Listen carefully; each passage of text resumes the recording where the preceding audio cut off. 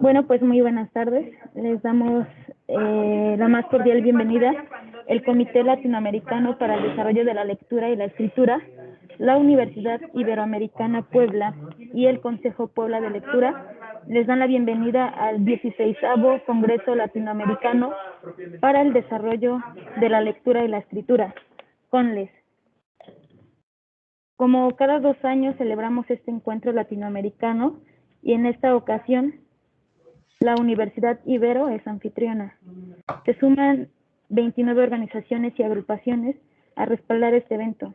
Ustedes pueden ver los logos de todas estas en el programa. El interés de todas las personas que participan es multiplicar oportunidades para conocer y conversar en torno a reflexiones, propuestas, investigaciones y trabajos diversos de cultura escrita. Celebramos su participación. En esta sesión particularmente tenemos a la maestra Laura Aurora Hernández Ramírez de la Universidad Autónoma de Tlaxcala y pues le damos la más cordial bienvenida, maestra, le cedemos la palabra. Muchas gracias, Isabel, pues muchas gracias al comité organizador de CONLES, a la Ibero, a todas las instituciones que hicieron posible este encuentro, un encuentro que siempre es para nosotros, los especialistas en esta área, pues muy grato de poder ver, escuchar proyectos y cómo ha ido creciendo, tanto en número como en calidad, los trabajos que escuchamos. En esta ocasión, me quiero compartir con ustedes en formato de taller la experiencia que he tenido acerca de la enseñanza de la lengua, desde el marco de la pedagogía del género de la sistémico-funcional. Voy a permitirme empezar a compartir.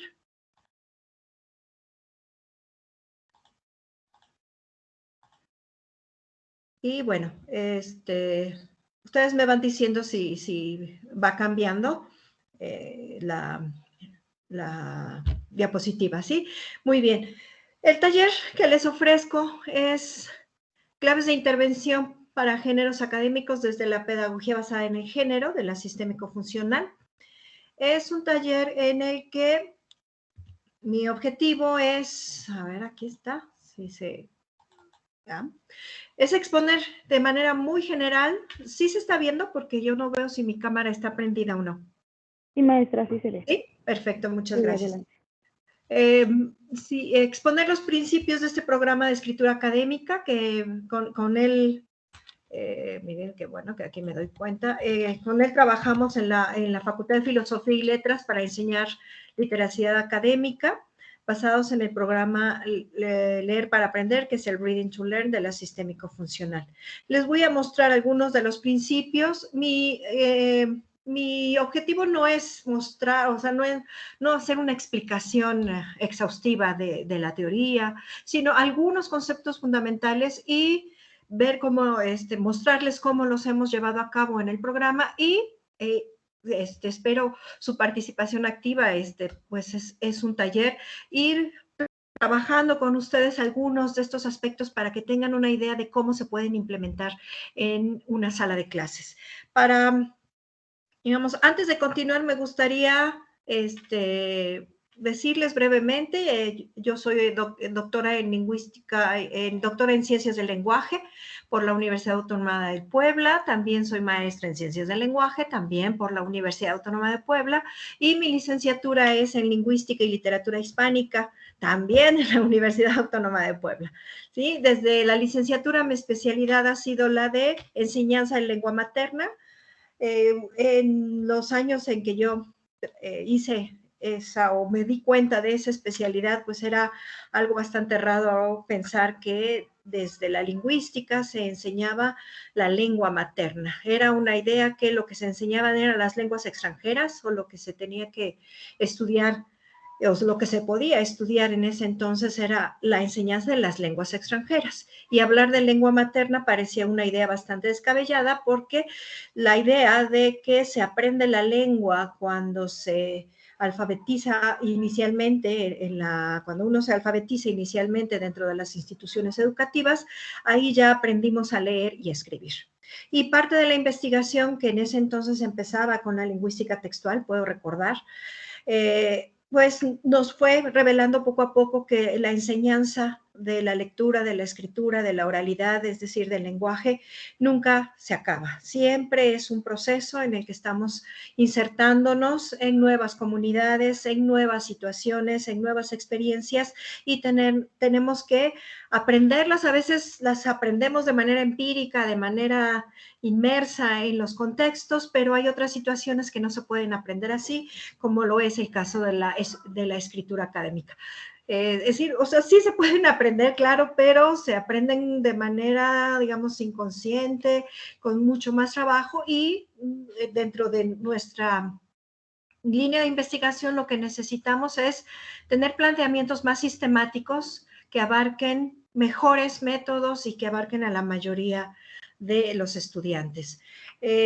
Veo que ya tenemos un acompañamiento más o menos de 12 personas. Me da mucho gusto que les haya llamado la atención este tema y me gustaría rápidamente preguntarles, bueno, veo sus nombres aquí en los contactos, pero me gustaría saber si ustedes dan clase, si en qué nivel están enseñando, cuál fue, digamos, su nombre, si son docentes de lengua, en qué nivel, qué modalidad de lengua extranjera, lengua materna, y por qué están aquí, ¿sí?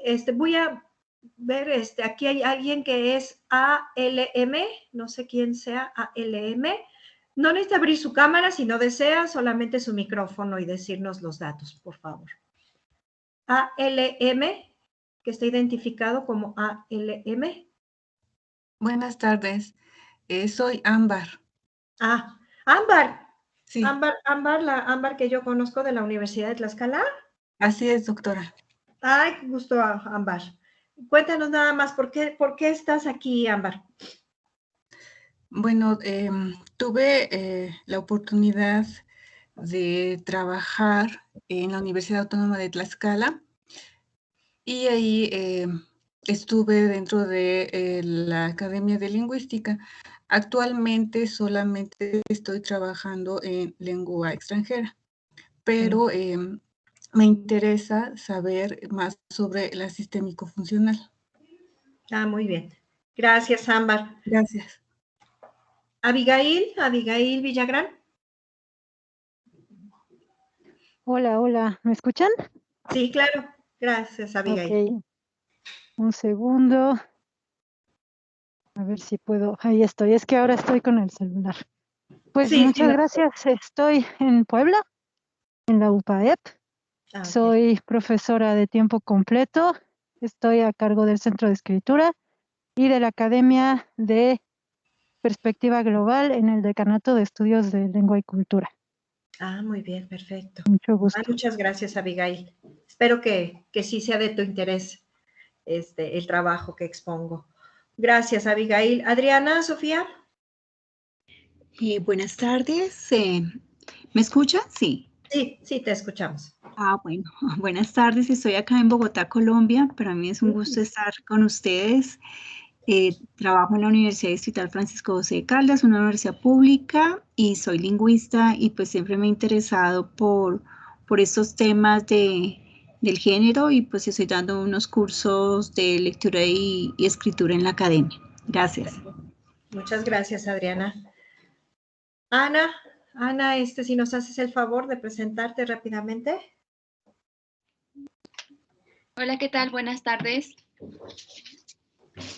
¿Qué tal, Anita? Mi nombre es Ana Cortázar y me interesó este taller porque estoy tratando de generar un proyecto. Soy estudiante de la maestría en estudios del discurso de la Universidad Autónoma de Tlaxcala. Ok, muy bien. O sea, el proyecto que intenta está relacionado con el tema del género. Así es, encontré algunos elementos y entonces estoy ya estructurándolo. Ah, muy bien, perfecto. Gracias. Gracias, Ana. Alejandro, ¿tú quieres presentarte, por favor? Sí, perdón, estoy entrando en otra cuenta, pero soy Diana Zapata, no le quise cambiar el nombre. Perdón. ¿Tú cómo te llamas? Diana Zapata. Diana. Diana. Yo hice una tesis de maestría sobre sistémico funcional en la Benemérita Autónoma de Puebla, Universidad, y analizamos algunos textos de educación básica.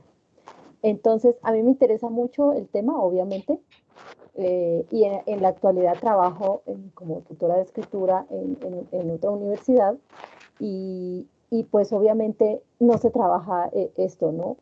De hecho, es más la cuestión social que nos sirve como para hacer una serie de justificaciones, pero no necesariamente trabajamos la lingüística. Entonces, pues no sé, en educación superior no tengo experiencia en el manejo, sí algún conocimiento sobre algunos géneros y algunos rasgos lingüísticos de esos géneros, y eso me gusta mucho y me gustaría poder pues aprender y entender un poco más bien cómo lo están trabajando allá en tu equipo de investigación.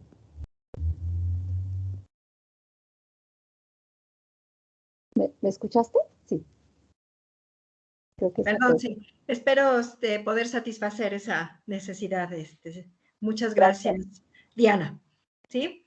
Muy bien. Ángel Ramírez, por favor. Buenas tardes, doctora. Entré con ese nombre, pero mi nombre es Melissa Benítez. No pude entrar con mi cuenta, pero bueno. Actualmente soy estudiante de la maestría en estudios del discurso y literacidades académicas. Y me interesa este taller porque creo que es importante para mi formación, para iniciar mi formación ahorita en la maestría. Ok, muy bien. Gracias, Melissa. Sí, espero que te dé una idea de lo que vamos a hacer en la maestría. Liliana, si me hace el favor.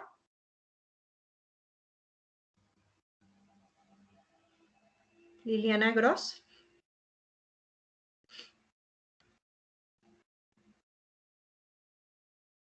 Tenía el micrófono apagado. Digo que estoy en Uruguay, desde la ciudad de sí, en una ciudad que está al lado del río Uruguay y frente a la ciudad. Y para mí es un gusto estar participando. Soy docente de formación docente en un taller que se llama Producción Intelectual y Estilos de Comunicación. Y bueno, y además durante unos cuantos años, antes de retirarme de la Facultad de Información y Comunicación, abordé el curso de alfabetización académica. Así que los temas que tú vas a presentar son y desde un enfoque sociodiscursivo, ¿no? Así que son de mucho interés y este intercambio me parece una oportunidad que quiero aprovechar. Muchas gracias, Liliana, y a mí me da mucho gusto que nos acompañes desde Uruguay. Ahí, fíjate, este año va a ser el Congreso de la Lingüística Sistémico-Funcional.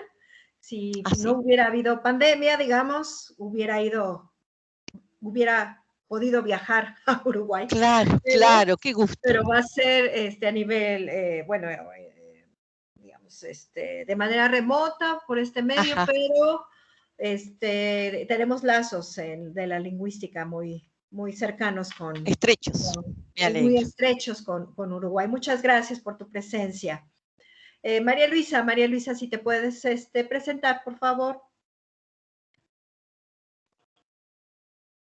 Sí, buenas tardes. Bueno, mi nombre es María Luisa Yometzi y me llamó la atención este taller porque recién ingresé a la maestría de estudios del discurso y sus literacidades académicas, y pues son temas que vamos a estar viendo en el curso de la maestría, y quiero saber más acerca de los géneros. Muy bien, muchas gracias, sí, espero que sí. Martín, por favor, te presentas. Hola, buenas tardes a todos. Buenas tardes, doctora. Pues igual que varias de mis compañeras, acabo de ingresar a la maestría en estudios del discurso y literacidades académicas. Y bueno, me llamó principalmente la atención este taller porque actualmente no estoy trabajando, pero me llama mucho la atención, me gusta mucho poder enseñar esta parte de los géneros, a leer y, bueno, a comprensión lectora y también a redactar. Claro que sí, cómo no, esperamos Sí. dar. Eso es la parte que me llamó la atención y bueno, por eso estoy aquí en el taller. Gracias.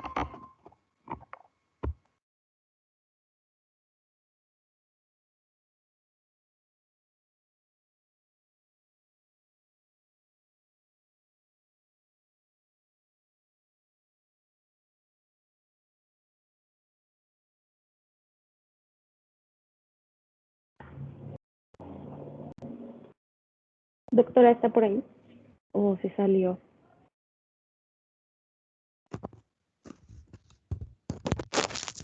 Al parecer está teniendo problemas. Perdón. Ya regresé. Ya regresé, ya estoy por acá. Bueno, seguimos con Melanie. Melanie iba a presentarse. Hola, buenas tardes. Sí, mi nombre es Melanie Montes. Yo trabajo en el área de posgrado de educación. No trabajo como tal lengua, sino que lo impulso como parte de las actividades de la clase.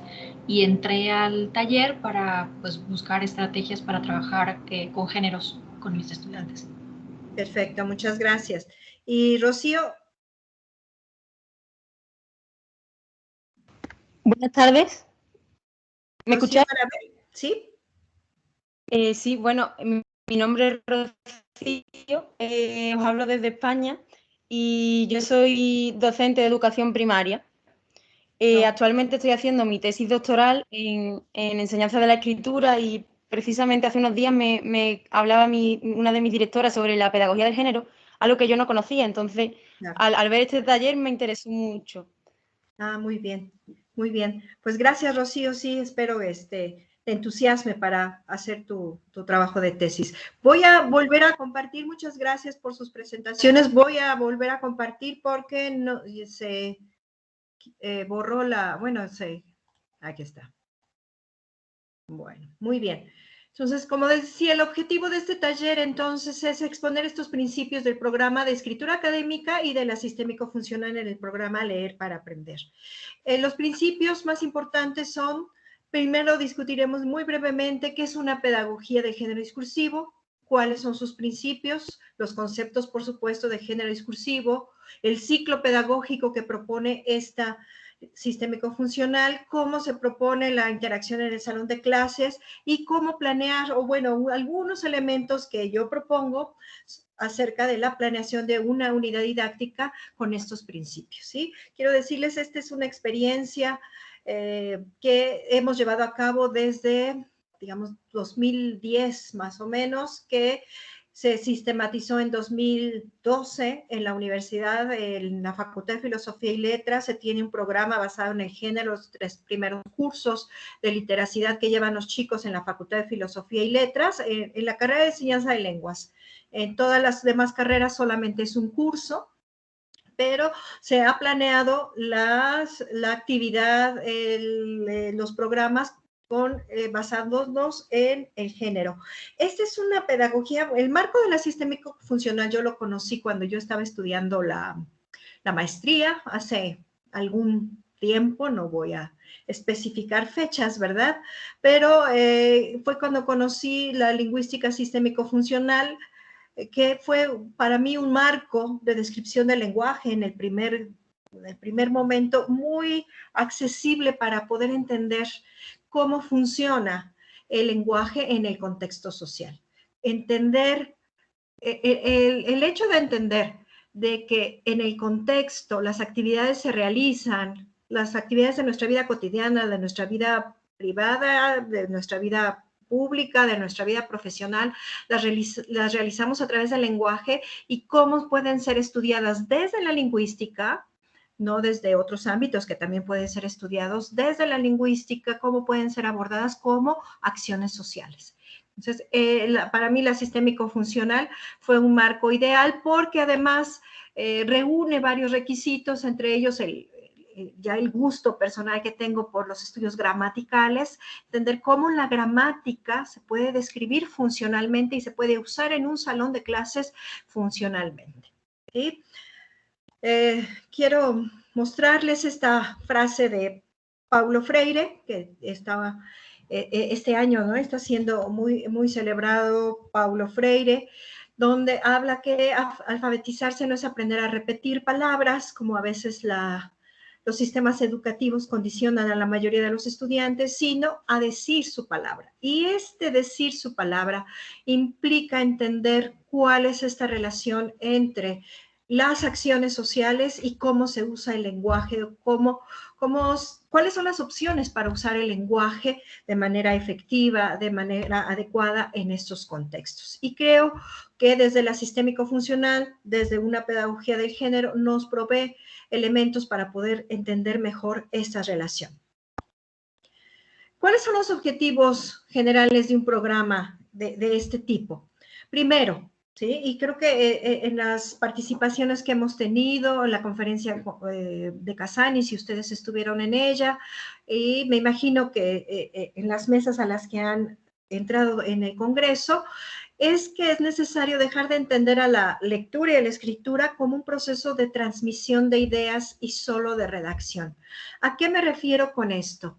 A que es muy común que, y de ahí que se digan algunos maestros, sobre todo en educación superior, quizá no sé si en secundaria, en prepa, pregrado, digamos, se dé también esta idea de que, bueno, yo te enseño un contenido y tu maestro de redacción, de escritura, como se llame la asignatura, la materia, te va a enseñar el formato. Esta idea de que es un formato y el formato lo debes tener muy bien sólido para que las ideas se viertan las ideas y entonces se distribuyan las ideas tal cual y el formato queden muy bien distribuidas las ideas.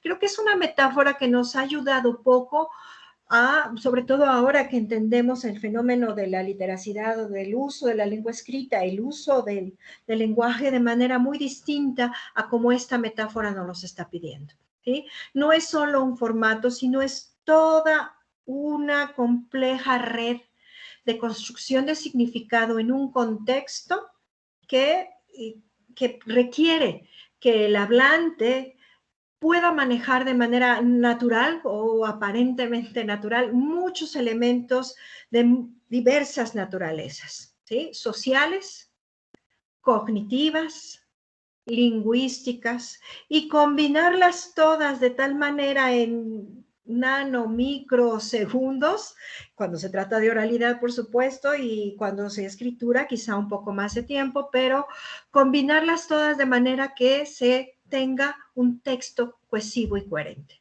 ¿sí? Cuando se piensa que solamente es un formato, que si yo ya sé el formato o sé la definición de lo que quiero hacer y ya con eso tengo para poder escribir bien, e incluso para entender bien, todavía estamos funcionando con una manera ya rebasada, porque la investigación la investigación y la experiencia nos ha probado de que así no es el proceso de comprensión ni de producción del discurso.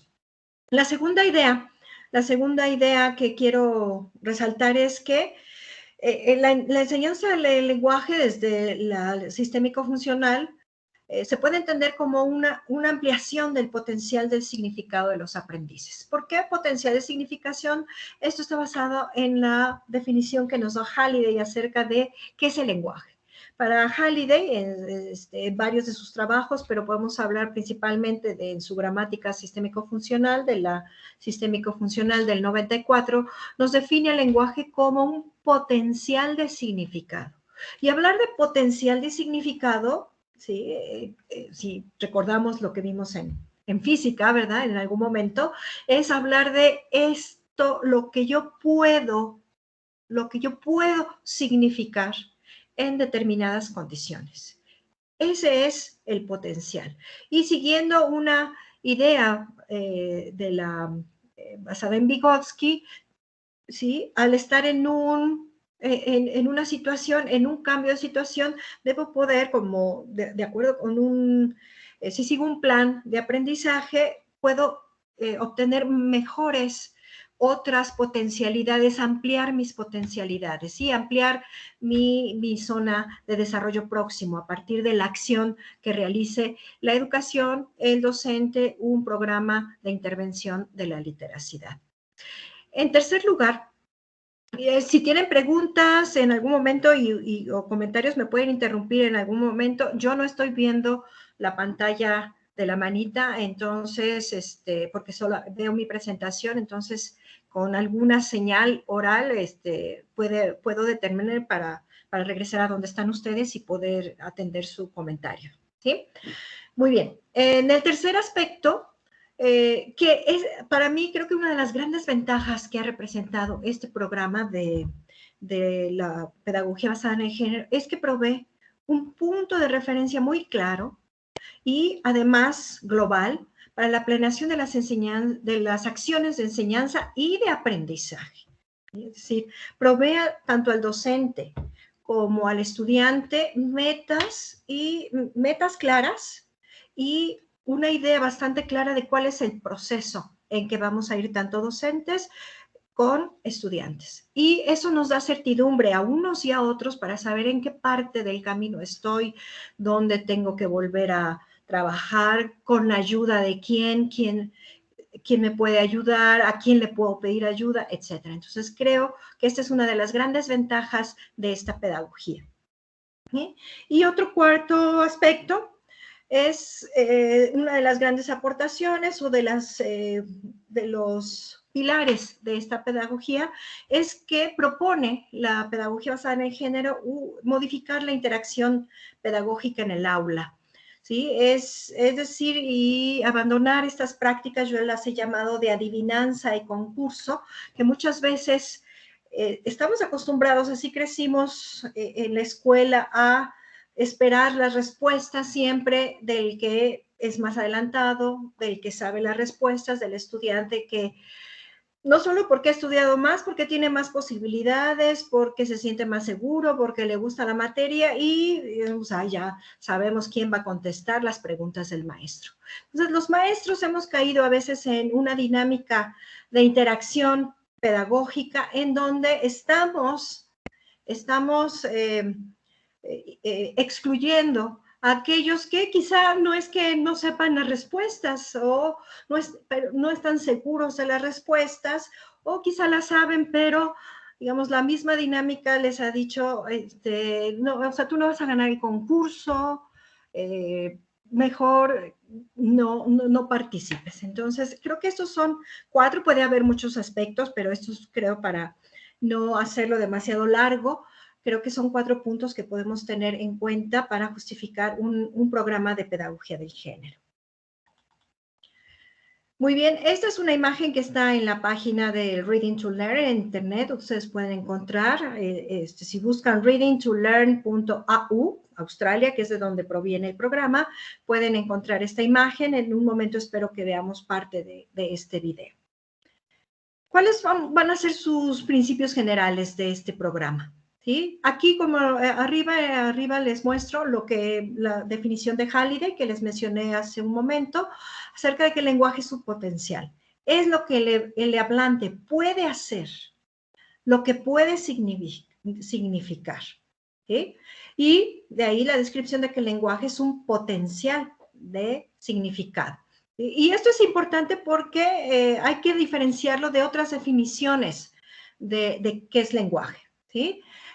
Definiciones desde qué es un sistema de signos, y algunos han escuchado la definición clásica de Saussure acerca de que la lengua es el sistema de signos y el lenguaje no puede ser estudiado por la lingüística, pero el lenguaje, en este caso, ese potencial de significación, incluye el sistema de signos, incluye la práctica, incluye todos los sistemas y todos los niveles que en algún momento durante el estructuralismo se fueron separando del estudio del lenguaje. Es decir, que por un lado estaba la pragmática, por otro lado está la semántica, la sintaxis, la morfología. Es decir, aquí en esta visión, todas estas ramas o partes, niveles del estudio del lenguaje se integran en un solo estudio. Esto quiere decir que el estudio de la gramática dentro de la sistémico funcional es un estudio funcional.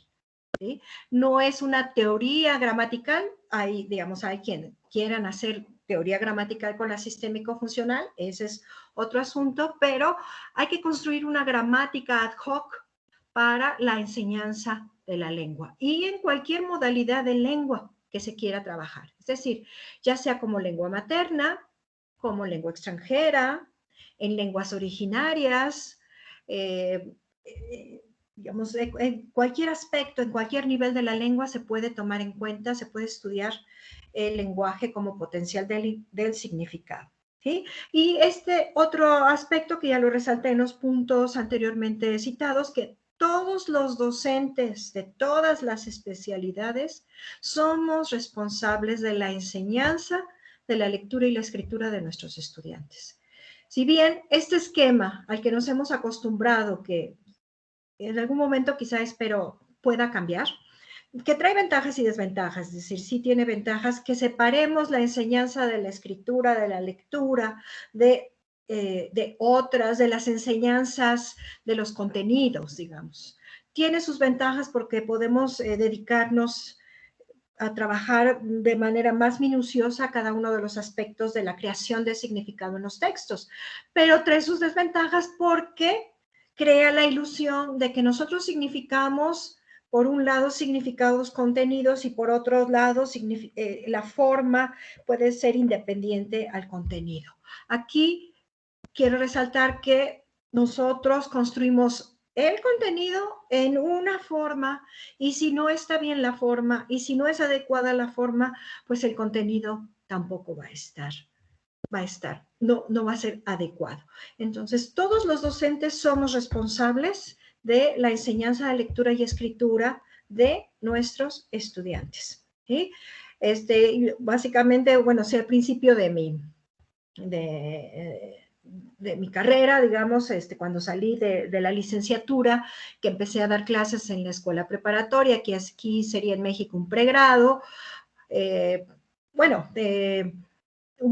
da uno clases de la redacción y piensa uno que todavía estaba esta separación entre lo que es la forma y el contenido.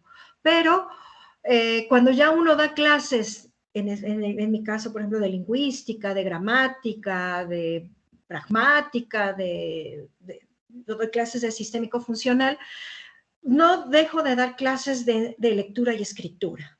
¿Sí? Sí le quito tiempo, digamos, sí le quito tiempo a mi tiempo de enseñanza de la gramática o de la materia que se trabaje, pero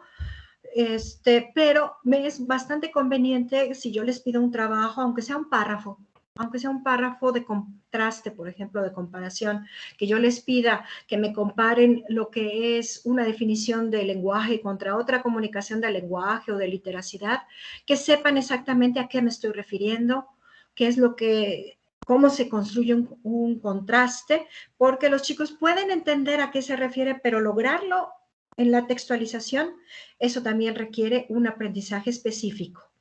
¿Sí? Muy bien. Bueno, vamos a ver los principios. No sé si hasta aquí hay alguna pregunta, alguna participación. ¿Todo bien? ¿Todo bien, chicos? Sí, muy bueno. Sí, sí, para mí. Muy bien, excelente. Gracias. Bien, vamos a ver ahora los principios del programa. Principios que definen el desarrollo teórico, el desarrollo histórico de este programa, del programa Leer para Aprender de la Sistémico Funcional. En primer lugar, es una metodología nacida de la acción y observación pedagógicas. Es decir, esta metodología no salió, digamos, de la reflexión puramente teórica de los sistémicos funcionales, sino de la acción y de la observación pedagógicas. Ellos en los años 80 empezaron a plantear programas de intervención en las escuelas secundarias, en la escuela primaria y secundaria de Australia, y fueron observando qué hacían los niños, qué trabajaban en la escritura, en la lectura, cómo relacionaban una tarea con otra. Y primero en el espíritu de contrarrestar un poco estas pedagogías que ellos llamaban de avanzada, estas pedagogías en donde se les dejaba a los chicos construir su conocimiento por ellos mismos. Ellos han argumentado que estas pedagogías en donde el maestro solo sirve como para crear las situaciones educativas y que los estudiantes construyan por sí mismos su conocimiento, iba a beneficiar a aquellos que tuvieran mayores posibilidades y conocimiento y habilidades en la cultura escritas ya consolidados. Y aquellos, por ser hijos de migrantes, por ser hablantes no nativos del inglés en Australia, pues iban a tener siempre condiciones de desventajas con estas pedagogías. Entonces, ellos empezaron a observar primero cuál era el entorno de la educación australiana en la primaria y en la secundaria, recopilar corpus de los textos que escribían, observar la interacción pedagógica, y de estos proyectos, algunos que les menciono aquí, Writing Project, Write It Right, el Reading to Learn, que están en el Rose y Martin del 2012, aquí está mal escrito, del Rose y Martin de 2012, están resumidas estas investigaciones. De ahí nació el programa. Tanto las descripciones de los géneros que les voy a mostrar más adelante, como estas ideas acerca de qué se escribe, cómo se escribe y cómo trabajarlo en el aula, nacieron de proyectos de investigación-acción. ¿Sí? Muy bien. El segundo aspecto, que es una metodología con vocación de responsabilidad social. Precisamente es una metodología que busca que aquellos que han tenido menos ventajas dentro de la escolarización institucional puedan avanzar, ellos marcan que hay una gap, una brecha entre los que están siempre aventajados y los no aventajados. En disminuir esta brecha de diferencia que a veces es abismal entre los que sí manejan los contenidos, los que salen bien, los que siempre, digamos, su trabajo es satisfactorio, y los que son validados como los que no trabajan bien, siempre están en esta situación deficitaria, y ellos proponen que esta pedagogía va a, digamos, a aminorar esta brecha entre entre estos grupos que encontramos en la escuela y en la sociedad, por supuesto. ¿Sí? Les mencionaba también ya el ciclo pedagógico. El ciclo pedagógico es un ciclo, es una secuencia de pasos que el maestro, el docente, va a poder seguir en cada lección, en cada unidad didáctica que se plantee, para poder, como digo, planear, enseñar cualquier género, oral, escrito, multimodal, en cualquier nivel, básico, incluso preescolar, primaria, secundaria, preparatoria, es decir, la educación básica, pregrado, e incluso en educación superior. Y en educación superior estoy hablando también del posgrado, ¿eh? Es decir, no solamente habrá que pensar que necesitamos enseñar a leer y escribir en educación básica y que de ahí ya los chicos van a ser independientes. El contexto universitario, la licenciatura y el posgrado, ya sea en máster, en maestría o en doctorado, siempre implica retos de aprendizaje, de literacidad, para aquellos que están participando en ellos. Entonces, este ciclo pedagógico no lo debemos dejar de lado en ninguno de los niveles escolares, ¿sí?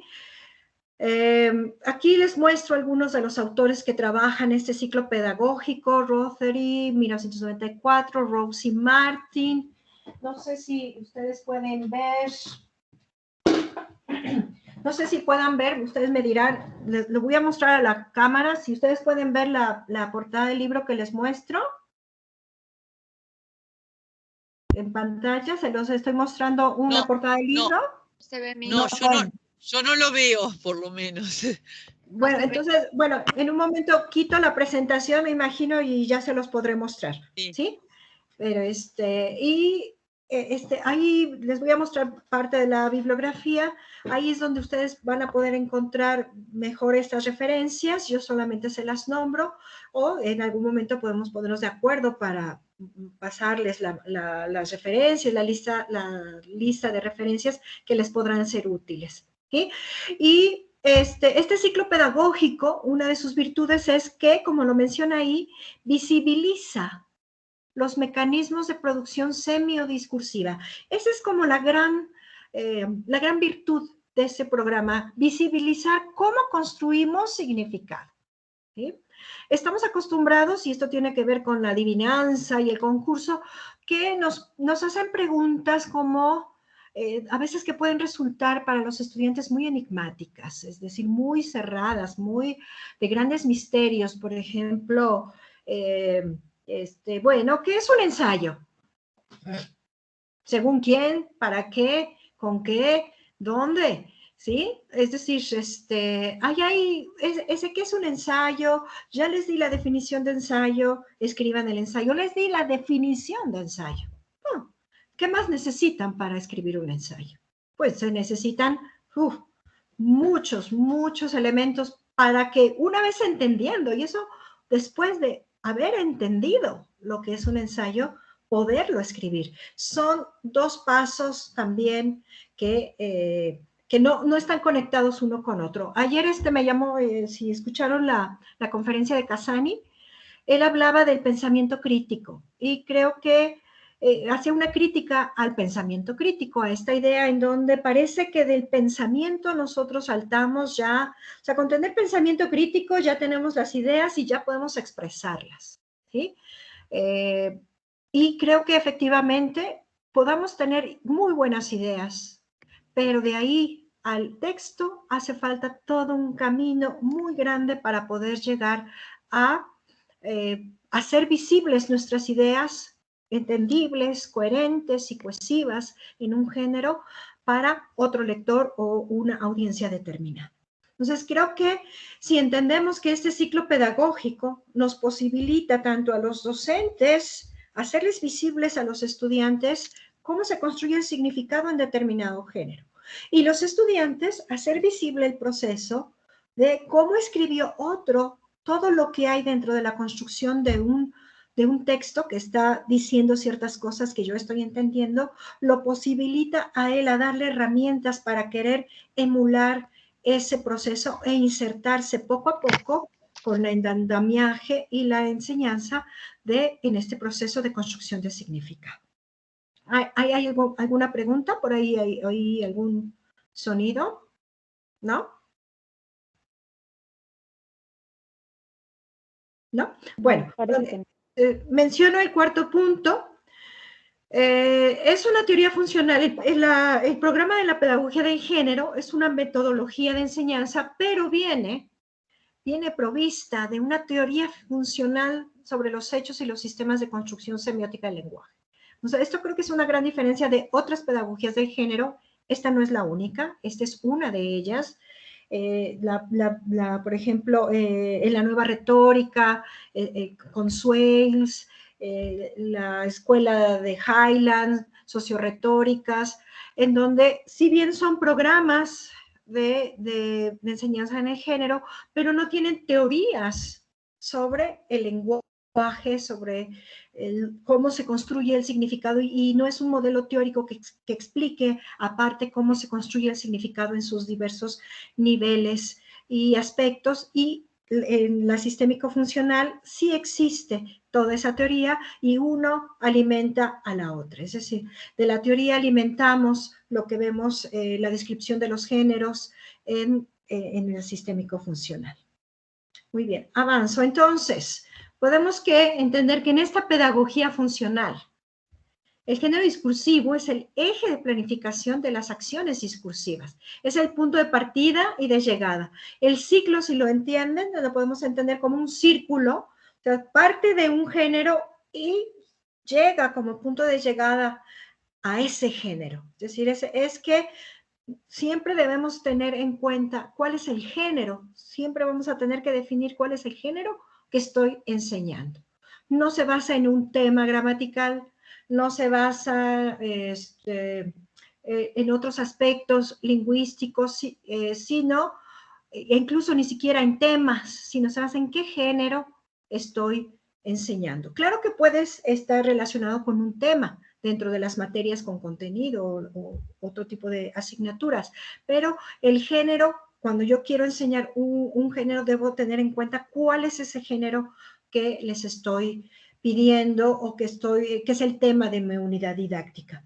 Esto implica que no podemos llenar de géneros, no podemos pedir muchos géneros a la vez a nuestros estudiantes. Debemos concentrarnos en un género y después podemos combinarlo con otros géneros, pero debemos concentrarnos en un género, ¿sí? Creo que uno de los problemas que hemos tenido en la construcción de nuestras mallas curriculares, de nuestros programas, y en la pandemia se hizo evidente al tener que optimizar y priorizar algunos de los contenidos, ha sido la gran cantidad de temas y de cosas que pedimos en una sola unidad didáctica. ¿Sí? ¿Alguien quiere participar? ¿Perdón? ¿No? ¿No quedó? ¿No? Muy bien. Entonces, ese es un primer aspecto, ¿sí? Es decir, ¿en qué género voy a trabajar en esta unidad didáctica? Sea una unidad que la trabajen en una semana, en 2, en 3 semanas, un proyecto. ¿Qué géneros voy a trabajar en este proyecto ahora que se trabaja por proyectos? ¿Sí? Tener muy consciente qué géneros son los que se están incluyendo en esa unidad didáctica. ¿Sí? Se trata de una metodología, en el segundo aspecto que les marco acá, que reconozca la interacción de los diversos niveles de complejidad de la arquitectura del lenguaje. Es decir, que reconozca lo discursivo, lo semántico, lo léxico-gramatical, que todos estos son elementos que son totalmente importantes y que tienen la misma importancia en la construcción del significado, que están juntos, ¿sí? Pero debemos aprender, el maestro sobre todo, tiene que saber cómo diferenciarlos para mostrarle al estudiante cómo están reflejados en un texto. Cómo un texto refleja el aspecto discursivo, cómo refleja lo semántico y cómo refleja lo léxico-gramatical y cómo todo funciona al mismo tiempo para significar lo que significa y para que se comprenda lo que se comprenda con los textos. Y este aspecto fundamental, el andamiaje del experto. Por eso esta metodología se diferencia de esas metodologías psicogénicas en donde se promueve que los estudiantes construyan por sí mismos los significados, ¿sí? Porque muestra que el andamiaje del experto es fundamental para mostrarle el camino en un primer ciclo de profunda dependencia, si lo quieren ver así, de cómo se construye, cómo entiendo. ¿Cómo entiendo lo que entiendo?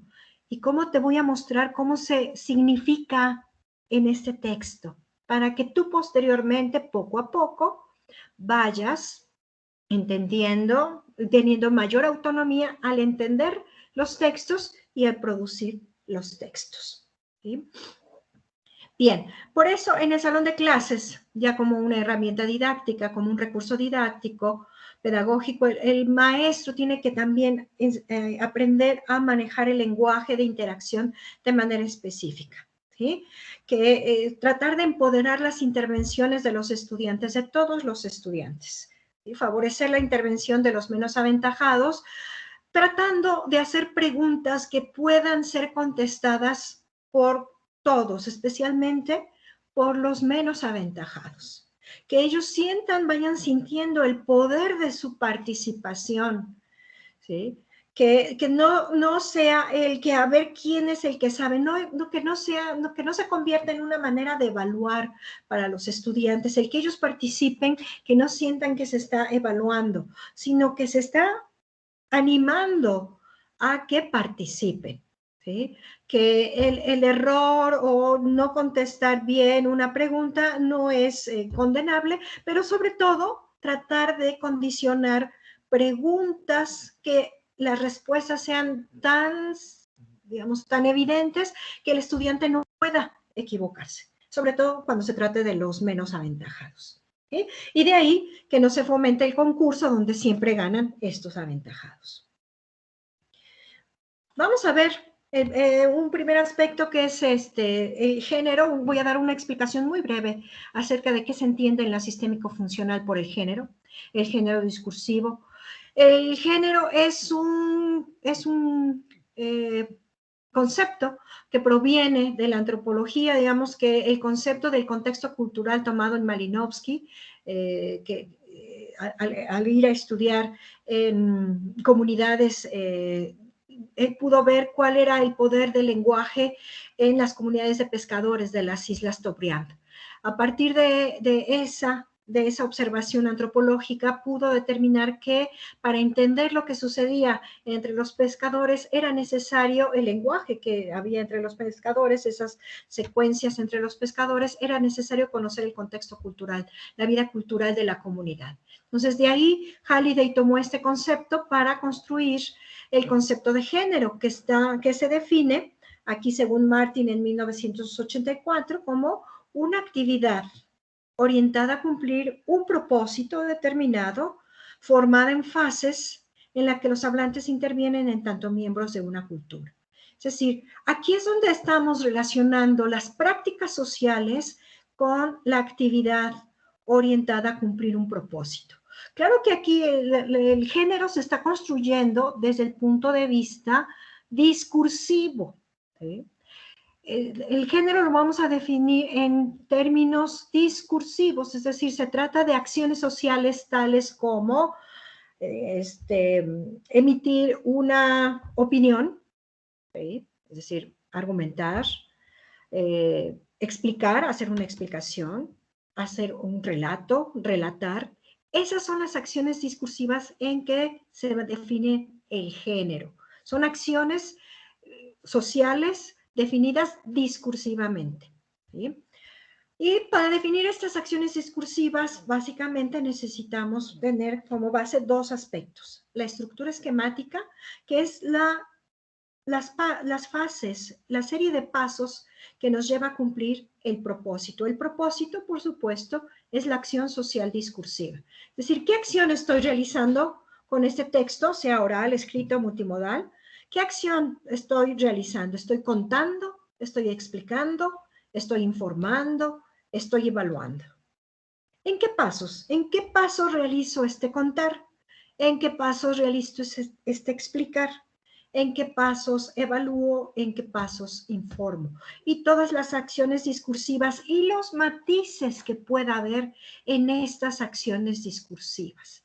Aquí hay que tomar en cuenta que mientras más compleja, digamos que mientras más quizá adulta es una interacción, más está ya en el marco de las interacciones o en los marcos institucionales, no tanto en los privados, pero incluso en los privados hay mucha complejidad en las interacciones, que las interacciones no suelen ser simples, ¿sí? Quizá cuando empezamos con los niños en alfabetización inicial, podemos presentar o las situaciones van a ser un poco más simples, y por eso podemos hablar de una narración muy, muy sencilla, de una definición muy sencilla, pero conforme la vida social se va haciendo más compleja, los géneros van siendo más complejos, ¿okay?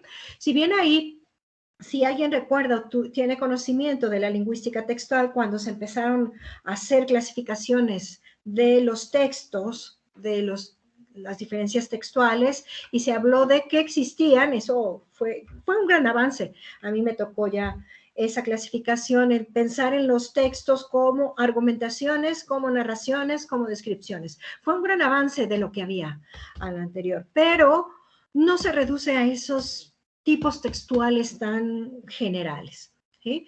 Las acciones sociales discursivas pueden combinar en un solo texto la narración, la descripción, la argumentación, en un solo texto, pero hablar de una acción social discursiva compleja, ¿sí? Eso es uno de las complejidades que hay que entender en el género que pretendemos enseñar.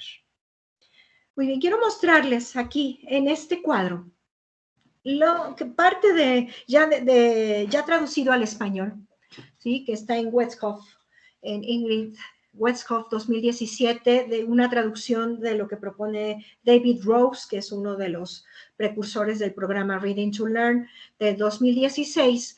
Está este cuadro en donde están describiendo los géneros escolares australianos.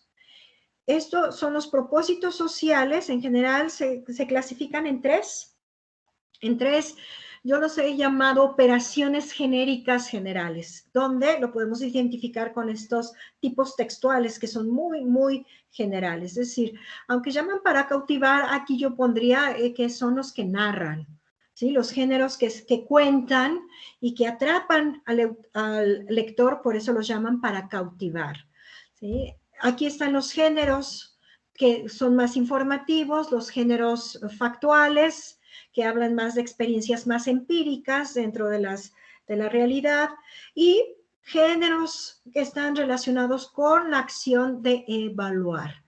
Géneros evaluativos, géneros informativos, descriptivos, explicativos y géneros narrativos.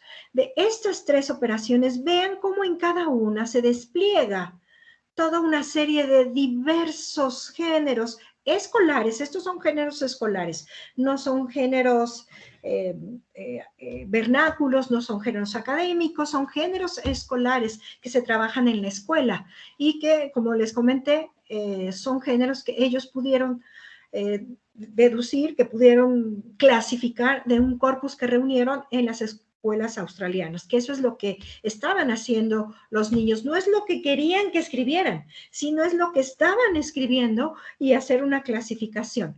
Lo que ellos hicieron fue hacer la clasificación y describir la relación entre cada uno de esos géneros y cuáles son las secuencias de cada uno de estos géneros. Eso es lo que ellos ya hicieron en sus trabajos de descripción de géneros. Entonces vemos aquí, no sé si podría, Ámbar, ¿podrías leerme, si puedes hacerlo, Ámbar? Aquí en la secuencia de eventos, ¿qué géneros hay? Léeme lo que hay en negritas, por favor. Sí, a ver si entendí. ¿Sí se puede ver? Sí, secuencia de eventos. Sí. Aquí en secuencia de eventos, aquí dice, sin complicación se llama... Es recuento.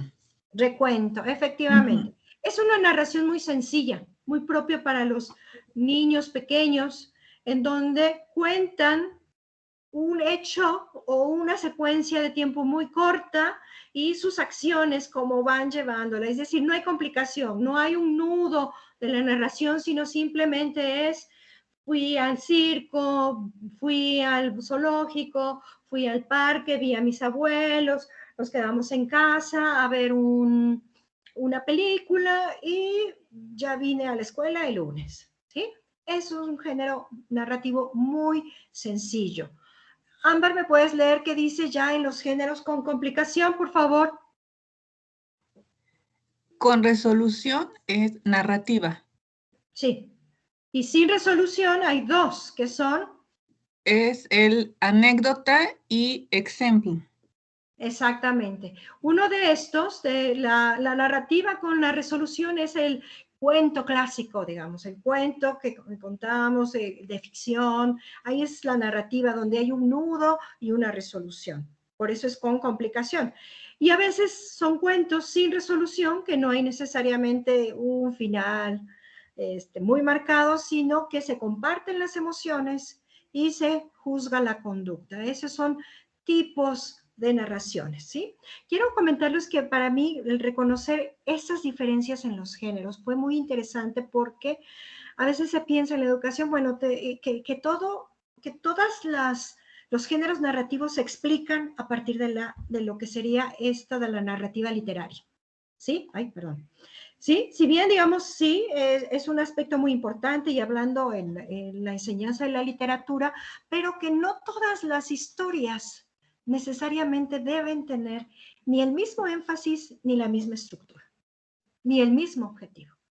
¿Sí? Incluso vean aquí, sin orden cronológico, una narración sin orden cronológico es una noticia, es decir, es la estructura de la noticia de la noticia periodística, en donde el periodista no hace un recuento basado en el tiempo, sino de un hecho lo acomoda de tal manera, quizá a veces sin tomar en cuenta el orden cronológico, para resaltar ciertos aspectos de la noticia. No sé si ustedes, me imagino que sí reconocen, saben que es la pirámide invertida, que es el formato en que se organiza una nota informativa en donde en el primer párrafo se ponen básicamente los aspectos fundamentales y al final de la noticia, en los siguientes solo se ponen detalles, citas para que el lector pueda centrar su atención en el titular y en el primer párrafo.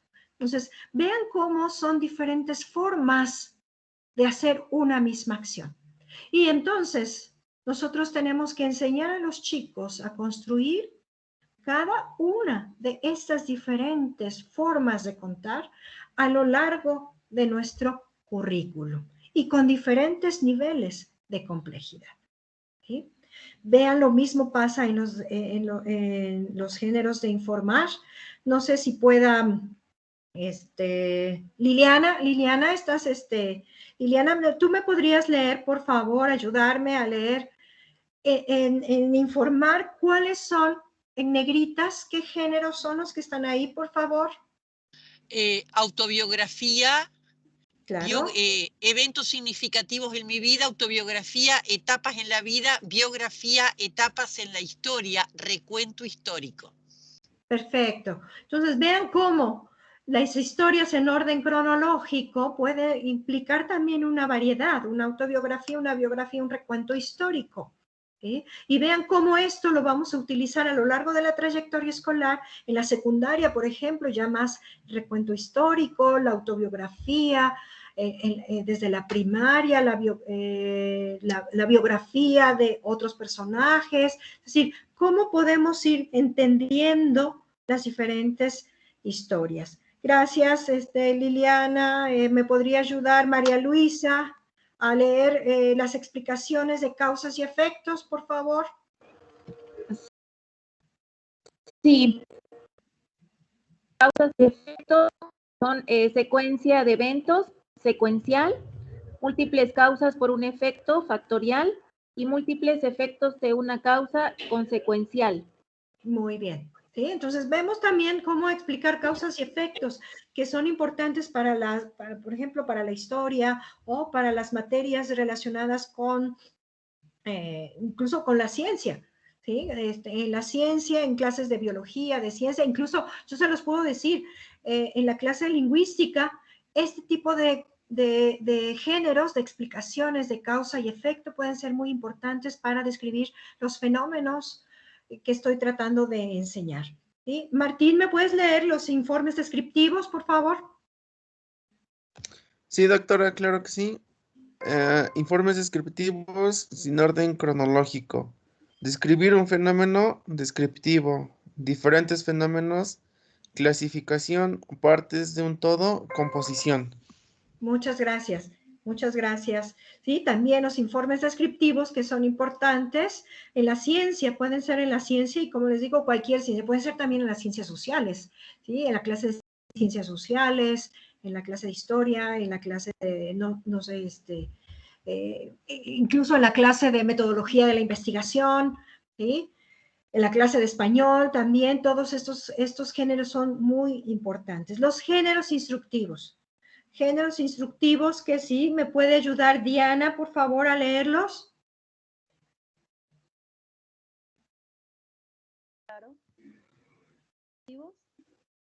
Cómo realizar una actividad, procedimiento, receta, experimento, algoritmo. Yo te oía muy bajo, Diana.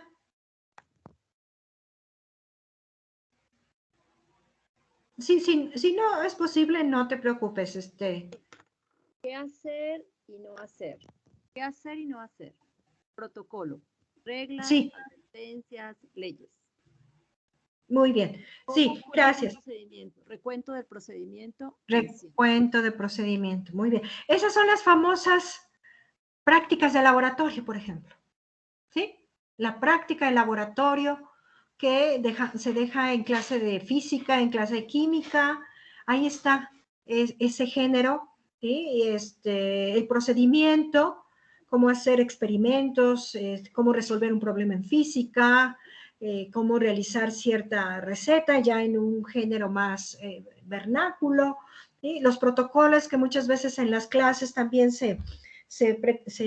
como práctica, como actividad, se les pide a los chicos que construyan un protocolo, una serie de procedimientos, de reglas, qué hacer en el laboratorio, qué se puede hacer, con qué instrumentos se tienen que realizar la práctica, etcétera, qué comportamiento se debe tener en el laboratorio. Todos esos son géneros que se construyen en los géneros instructivos.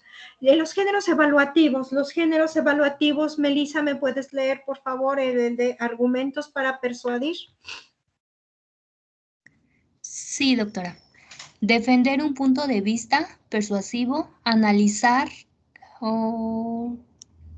No sé qué dice. Punto de vista, dice. Un punto de vista analítico. Analítico, ¿sí?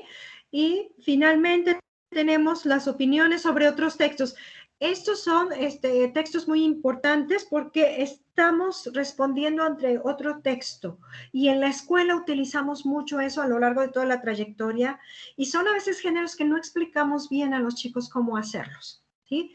Les pedimos que hagan, por ejemplo, reporte de lectura y esos son, yo he preferido llamarlos reseñas o un comentario personal cuando reaccionamos con emoción frente a un texto, o una reseña, que es evaluar el texto de manera más institucional, digamos, menos emocional, ¿sí? O hacer la interpretación de acuerdo con determinadas categorías de un texto, ¿sí? No explicamos de manera suficiente cómo hacer cómo dar estas opiniones sobre otros textos. Tengo muy presente el ejemplo de una estudiante que teníamos en la maestría que ella comentó que en las clases, en una clase de historia, por ejemplo, el maestro les pidió un ensayo final a sus chicos de secundaria, me parece que en segundo de secundaria cuando se ve el tema, y que dieran una opinión sobre la Primera Guerra Mundial.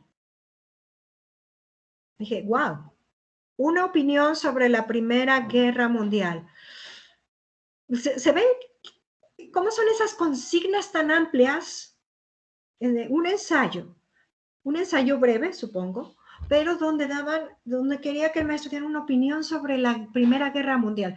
Yo así, digamos, de primera instancia decía, bueno, pues mi opinión es que está mal tener una guerra y que sea mundial, pues peor.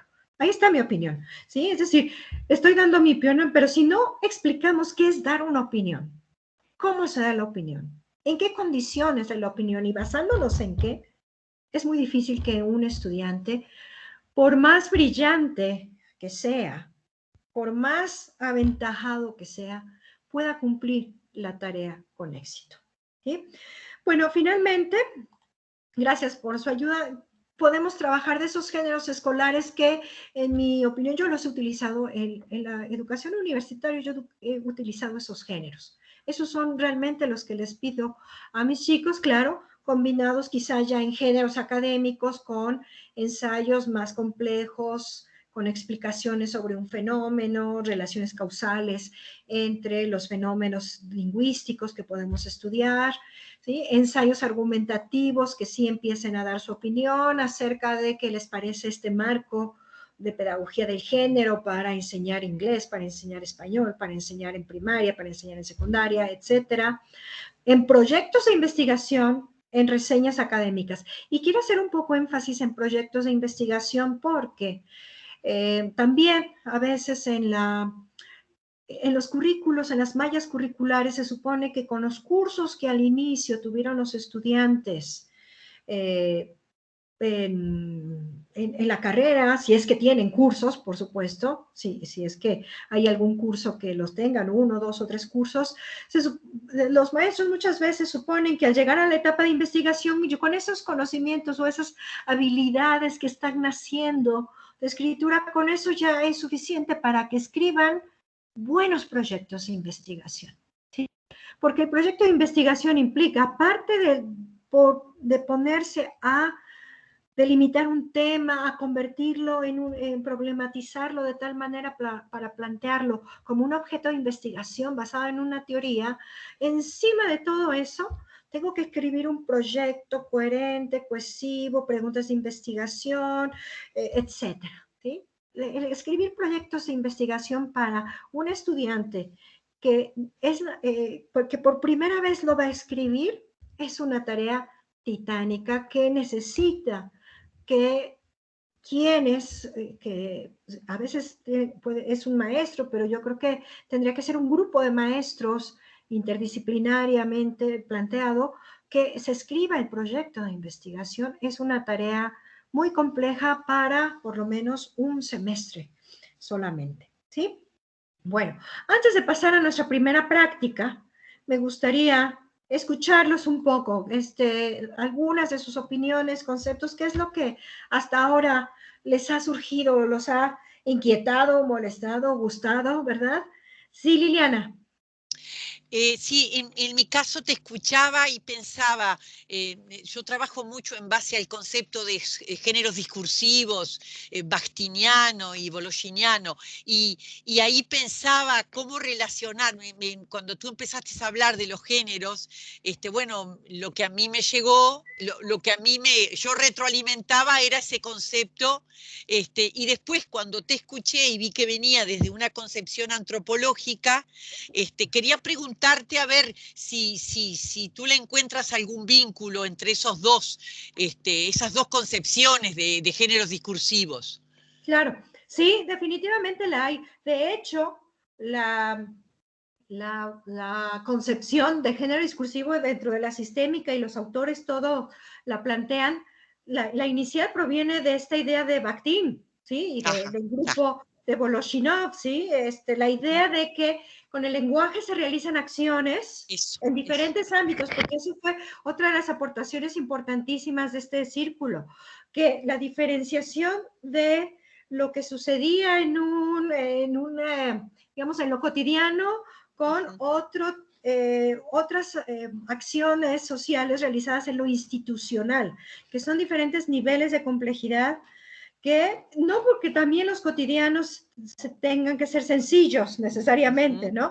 Pero como son más naturales, los aprendemos de manera natural, sentimos o podemos sentir que son más sencillos, pero de ninguna manera puede resultar así, ¿no? Pero la base está en Bakhtin, por supuesto, y alimentado con las observaciones antropológicas, de ahí nació esta conjunción de lo que es el género en la sistémica y en las diversas género, Liliana.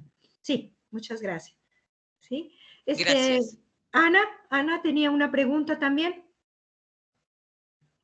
Nada más hacer el comentario de que estaba hace rato que mencionó los tipos de, los géneros que a veces escribimos, que nos piden algunos docentes o que nosotros mismos pedimos como docentes.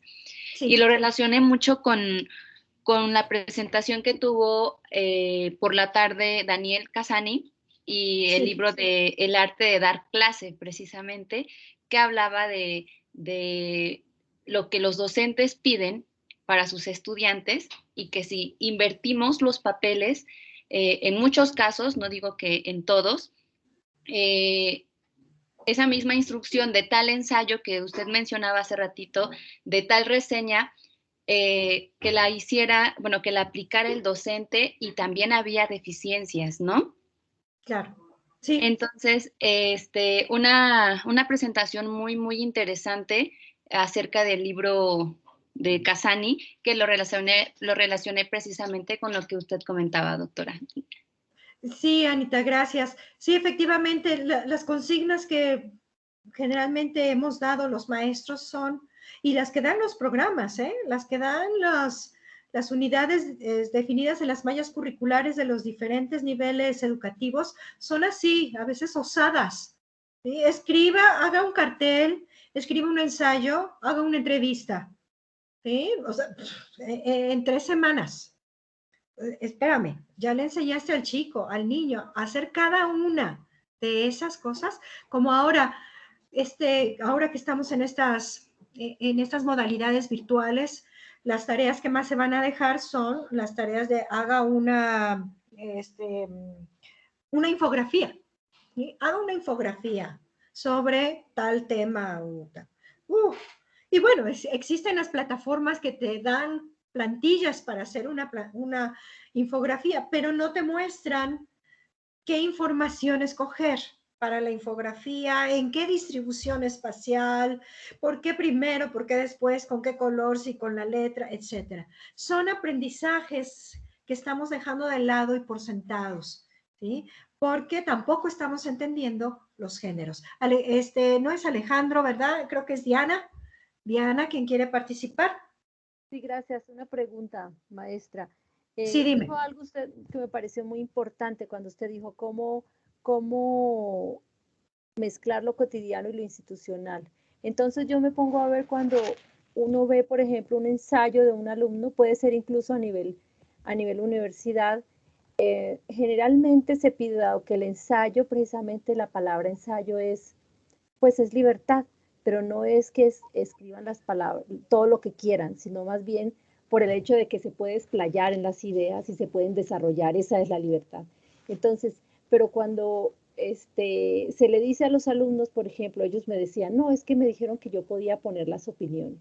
Y después de poner estas opiniones, buscar en las referencias que haya, ver cuál me servía. Y entonces, cuando yo estaba revisando el trabajo, porque yo soy tutora de escritura, entonces yo lo estaba revisando y yo le dije, bueno, aquí está, muy bien, aquí parece ser una opinión. Sí, es que me parece una opinión. Bueno, y entonces, entonces pensé ahorita en esta palabra que acaba usted de decir, lo institucional. Entonces yo no se lo dije así porque no, yo le dije, bueno, ¿cuál es la parte teórica que te apoya esta opinión que tú tienes? Y entonces no la tiene.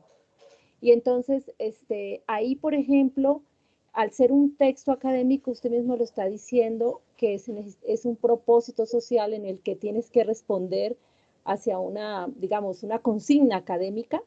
Entonces, ahí un poco cómo acotar estas cuestiones digamos, para trabajar con los alumnos, sea porque seas un tutor de escritora o sea porque eres el de la materia para ayudarlo a encaminarse a esta comunidad de discurso académico, ¿no?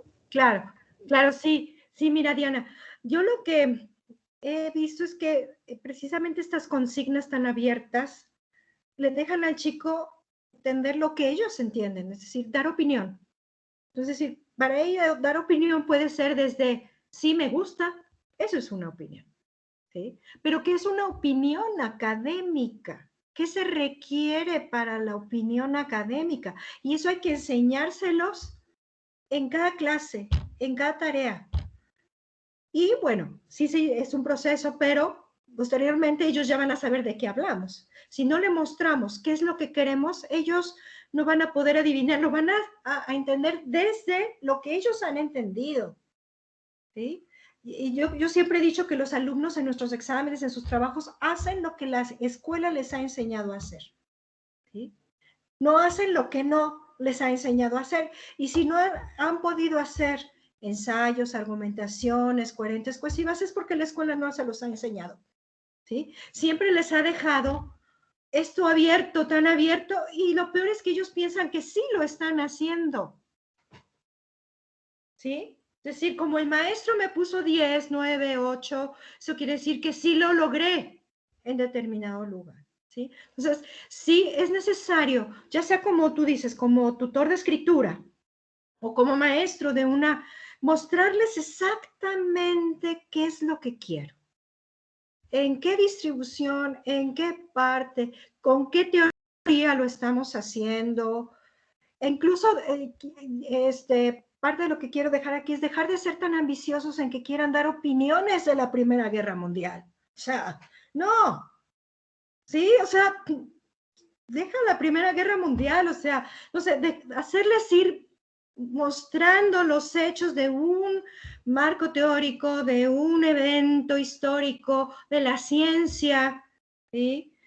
Un hecho muy concreto, sobre todo cuando son niños más pequeños o adolescentes, e irlos llevando de la mano, mira, esta es una célula, este es un tal, ¿cómo lo definimos? Ahí está un primer subgénero, digamos, porque la definición va a poder integrar géneros más complejos. ¿Qué es una definición? ¿Sí? Yo me topé con mis chicos en análisis del discurso que al hablarles, a ver, díganme una definición de lenguaje. A ver, díganme qué es lenguaje, chicos, en séptimo semestre a punto de salir. Me daban la misma definición que los de primer semestre. Dije, ¿what? O sea, mi cara de what, o sea, aquí en México se utiliza esa expresión porque hubo un anuncio sobre la enseñanza de inglés que decía, no tengas tu cara de what, ¿no? ¿Qué estás diciendo? Sino que decía, ¿cómo? O sea, dije, claro, ¿quién nos ha enseñado a definir lenguaje desde el punto de vista académico? No desde el punto de vista coloquial, en donde sí es nuestra manera de entender las acciones, es nuestra manera de expresar nuestras acciones, que es la definición que todos los chicos repiten en primero, segundo, tercero, cuarto, quinto, séptimo, y no sé si ahora que tenga con clase de posgrado, mis chicos me den también acerca del lenguaje. ¿Sí? Es decir, tengo que enseñarlos a definir desde el punto de vista académico, usando referencias. Miren, aquí está la definición literal de Saussure, aquí está la definición de Sapir, aquí está la de Halliday, tal. Y ahí me he encontrado con que a mis chicos, digamos, les tengo que explicar por qué comillas, por qué punto, por qué mayúscula, por qué cursivas o no cursivas o negritas, por qué los paréntesis, por qué solo la fecha, el autor, la coma, página, o sea, ahí es donde se da uno cuenta el nivel de explicación que tiene que ir, que es que uno da por sentado que explicar qué es un paréntesis, ay, ¿cómo no vas a entender lo que es un paréntesis? Pues no, hay que explicarlo. Hay que explicarlo porque los chicos están entrando, por ejemplo, en la universidad a un mundo completamente nuevo donde el discurso toma esta dimensión y que quizá en la preparatoria más o menos hicieron algo, pero no, o sea, fue un atisbo de lo que realmente en la universidad manejamos el discurso. ¿Sí? Y así va a ser en el posgrado también. Entonces, creo que hay que mostrarles, digamos, esa diferencia entre, por ejemplo, dar una definición totalmente vernácula, totalmente, digamos, cotidiana, a cuál es la diferencia en una definición académica y una definición que puede ser de química, que puede ser una definición de lingüística, quizá vamos a definir diferente en filosofía, diferente en teología, etcétera. Sí, Liliana, ¿quieres mencionar? No sé si Diana contesté en algo tu pregunta. Sí, muchas gracias, maestra. Sí, Liliana. Que me parece interesante y de acuerdo contigo en esto de poder, tiene aspectos éticos de esto de esta manera de concebir el acompañamiento, la mediación. Porque en estos tiempos de acceso a las fuentes de información, por lo menos aquí en Uruguay, con un plan Ceibal tan desarrollado, hay un acceso a las fuentes, a los repositorios. Entonces, esto de introducir, lo que significa introducir otras voces, las voces teóricas, y cómo eso hay que respetarlo. Últimamente nosotros, en unos últimos parciales que hicimos, nos encontramos con muchas circunstancias del recorte y pega, vale decir, alumnos que sin citar la fuente hacían uso de ella como apoderándose y evidentemente cometiendo plagio, ¿no?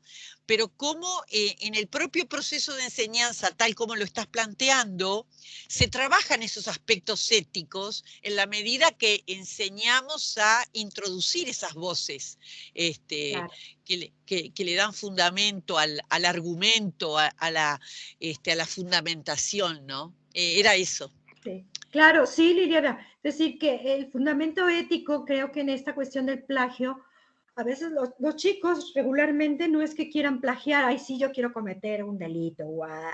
No, ellos quieren decir cosas, pero como los obligan y no saben exactamente cómo hacerlo, pues caen en plagio. Es decir, todos los chicos, o sea, seguramente si podríamos hacer un estudio de eso, ¿verdad? Sería maravilloso.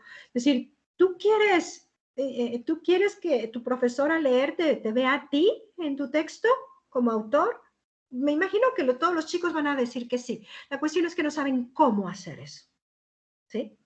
Y porque precisamente les hemos dado las grandes definiciones de los géneros, de los textos, las grandes consignas abarcadoras, totalmente exigentes, pero nos perdimos todo lo de en medio, ¿sí? E incluso en una práctica que era muy común, bueno, ahora trato de no llevarla a cabo en mis materias, en mis materias de lingüística, es, me leen para mañana del capítulo 50 al 60 y venimos a discutir, o sea, no, vamos a leer juntos en mi clase, por ejemplo, a Saussure, a Halliday, a X, y digamos ya dándole pautas de cómo quiero que lo lean, cómo que lo interpreten, cuáles son los conceptos base, por ejemplo, cómo interpretar en Halliday la palabra realization, ¿sí? La realización, ¿sí? Que no es, que hay que entenderla de determinada manera, pues ahí es como cuando entendemos, cuando el texto habla de todos los niveles, categorías, y creo que esa es la enseñanza y lo que esta pedagogía quiere enfatizar, lo que les mencionaba, la visibilización de la construcción del significado, ¿sí? Todos los diversos pasos que hay en la construcción del significado que hemos dejado por sentado, pero creo que también es porque estamos en un estado de investigación que ya nos permite ver todos esos pasos, ¿sí? O sea, la investigación, el análisis, el discurso nos ha permitido ver todo lo que está implicado en estos pasos, ¿sí? Bueno, me gustaría avanzar un poco más porque, bueno, ya nos quedan solo 20 minutos de taller y, bueno, vamos a la primera práctica que quiero que todos, bueno, voy a mostrar de nuevo, no sé, este cuadro. Quiero que todos escojan, por ejemplo, un género. O bueno, si no es de este cuadro, un género que a ustedes les gustaría decir, estoy planteando, voy a hacer una unidad didáctica, voy a plantear una unidad didáctica. ¿Con qué género me gustaría trabajar? O uno que ustedes tengan inquietud por trabajar con él, ¿sí? Piensen rápidamente, 2, 3 minutos, apúntenlo ahí, piensen cómo definirían o qué pensarían, cuál es la acción social que cumple ese género. Piénsenlo desde el punto de vista discursivo, les pongo acá, recuerden cuál es la acción discursiva que cumple ese género y cuáles, si pueden tener ideas, si no, no importa, con la acción social podemos trabajar, cuáles son los pasos con que se cumplen esa acción social discursiva. Entonces, ¿qué género es el que ustedes quisieran trabajar? ¿Les gustaría planear algo con esa acción social, con ese género? Voy a regresar un poco donde están ustedes. Si me regreso, ven ustedes, ahorita los estoy viendo a ustedes. ¿Ven todavía lo que estoy compartiendo? ¿Y me ven a mí? ¿Sí? ¿O no? Yo veo lo que estás compartiendo, pero a ti no te veo. No me ves. Bueno, no tiene que verme a mí. O sea, lo importante es la presentación. Ok, ¿qué género trabajaría, por ejemplo? A ver, Rocío Maraver.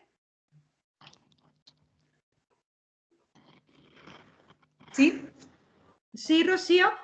¿Qué género trabajarías tú? ¿Qué género te gustaría trabajar? Bueno, yo había apuntado la noticia. La noticia, la nota informativa, digamos, ¿no? Muy bien, muy bien. Sí. Gracias, Adriana, Sofía. Yo estoy pensando en el artículo Artículo de investigación. Artículo de investigación, muy bien, es un género ya bastante complejo, académico, muy bien. A ver, Ángel, que creo que se unió recientemente, ¿verdad? Ángel Ramírez. Soy yo, Melissa. Ah, ¿quién es? A mí me gustaría la biografía. La biografía. Muy bien. Piensen en qué nivel lo van a trabajar ese género, ¿sí? Ahora, traten de definirme así, ¿cuál es la acción social de ese género? En términos discursivos, en términos de un verbo, que sea un verbo que dentro de la sistémico le llamamos un verbo del decir, un verbo de verbal, un verbo de acciones verbales, ¿sí? Por ejemplo, contar, argumentar, describir, defender un argumento. En esos términos traten de definir la acción social de su género. Por ejemplo, Adriana, tú me decías cuál es tu género. El artículo de investigación, y ya estaba pensando, por ejemplo, en que la acción social es comunicar ciencia, transformar conocimiento. Ok, pero fíjate que ese comunicar es muy bajo. ¿Qué es comunicar? ¿Cómo comunicas? Contando, explicando, ¿sí? Pero sí. fíjate cómo, o sea, trata de encontrar esos verbos, ¿sí? Tú me decías, Rocío, tú decías que tu género es ¿cuál? La nota informativa, la noticia. La nota informativa, ahí está un poco más sencillo, ¿no? Ahí, ¿cuál dirías que es el verbo que nos lleva a, que define la acción social de la nota informativa? Eso está así como la nota informativa. Está fácil. Sí. Sí, bueno, informar, ¿no? En este caso. Sí. Digamos, ahí cuando veo con mis chicos, cuando definimos la acción social de la nota informativa, les digo, esa es la única que pueden utilizar informar, porque si hablan del ensayo, si hablan de una reseña, si hablan de otros géneros, todas informan, todos los géneros habidos y por haber informan, ¿sí? Si no es encontrar el verbo que describa más, digamos, fielmente, más esa acción social. Entonces, la nota informativa es el de los géneros que informa sobre un hecho, ya en un hecho, en un tiempo determinado, ¿no? Ahí, lo que pasa, por ejemplo, con el artículo de investigación, es que el artículo de investigación podemos definirlo desde un género argumentativo, ¿no? Pero esa argumentación implica muchas subacciones que construyen la argumentación, ¿sí? Podemos contar, podemos describir, tenemos que explicar y construir el argumento académico de una disciplina puede ser bastante complejo, es decir, cómo se construye un argumento académico. A veces dentro de nuestras áreas más humanísticas, con base en lo que una autoridad dice, ¿sí? Lo que digamos, un criterio de autoridad, fulanito dice, y depende también del tipo de ciencia que estamos haciendo, pero debemos tener algún tipo de evidencia empírica. Según los datos que obtuve en esta investigación, y a partir de lo que fulanito dice, podemos afirmar que tal cosa, tal cosa, tal cosa, tal cosa. ¿Sí? Entonces, vean ahí la complejidad del argumento académico. Quizá en otras áreas, pensemos en el área legal, el argumento es otro. Lo que dice la ley, cómo se interpreta la ley, y ahí está otro tipo de argumentación. ¿Okay? Entonces, por eso hablar de argumentación también, wow, es toda una complejidad. Liliana, ¿quieres decir algo? No. Interesante tu Estaba siguiendo los razonamientos que estabas orientando. Ah, muchas gracias, muy bien. Sofía, ¿sí querías decir algo? Sí. Bueno, yo como elegí el artículo de investigación y ya con lo que plantea ahí, como decía Liliana, que son muy interesantes los argumentos, inclusive yo pensaba en las partes del artículo, cada parte inclusive tiene una intencionalidad, ¿no? Con relación a plantear ese verbo, porque en los resultados uno demuestra, uno evidencia, en el resumen, bueno, entonces estaba mirando como cada parte y por eso es más complejo, ¿no? Porque depende también de cada una de las partes de ese artículo. Efectivamente, eso es lo que me refiero, es decir, la acción social del artículo es como la síntesis de muchas subacciones. ¿Sí? Pero como el artículo de investigación es un género muy complejo, digamos, realizar la síntesis es, digamos, igualmente complejo. ¿Sí? Quizá de una nota informativa, su acción social es menos compleja que la de un artículo de investigación. ¿Sí? Pero son acciones complejas. Y por eso, a veces, cuando pedimos un género como tarea, hay que estar muy consciente de lo que estamos pidiendo. Hay que estar muy consciente de lo que estamos pidiendo. No sé, por ejemplo, a ver, Martín, ¿tú habías pensado en algún género? Sí, doctora, no sé, tal vez me gustaría el ensayo. El ensayo a nivel secundaria, en último grado, y tal vez en prepa. Es algo que me llama mucho la atención porque, bueno, tuve la oportunidad de poder trabajar ya con alumnos de estos niveles y cuando se presentó la ocasión de trabajar un tema así, o sea, no tienen ni la idea de cuántos párrafos o cómo escribir la introducción del primer párrafo de un ensayo. Entonces Claro. es algo que me gustaría profundizar. Sí. Muy bien, Martín. Y no tienen por qué tener la idea, ¿eh? Es decir, si tú no les enseñas cómo es un ensayo, no, ellos no deben tener la idea. El maestro que pide el ensayo es el que debe explicar qué es un ensayo para él. ¿Sí? En qué características, y si el primer párrafo es especial, ¿por qué es especial? Y si el segundo que tiene y en el tercero, ¿cuántos párrafos tiene?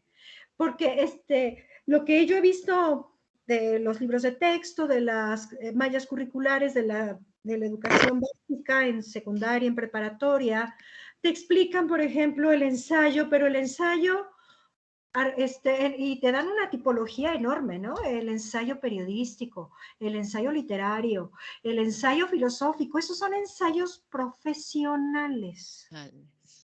Y no les podemos pedir esos a los chicos, porque ni estamos en filosofía ni les vamos a enseñar a escribir ensayos filosóficos.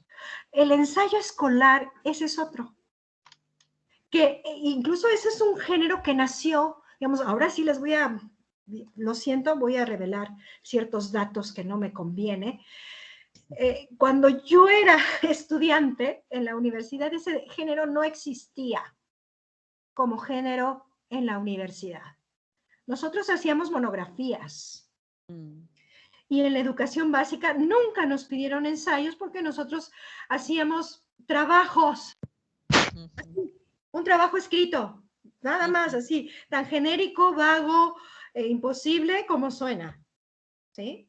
Ya por influencia de la escuela norteamericana, de las tradiciones escolares norteamericanas, en México se empezó a usar eso del ensayo en la universidad.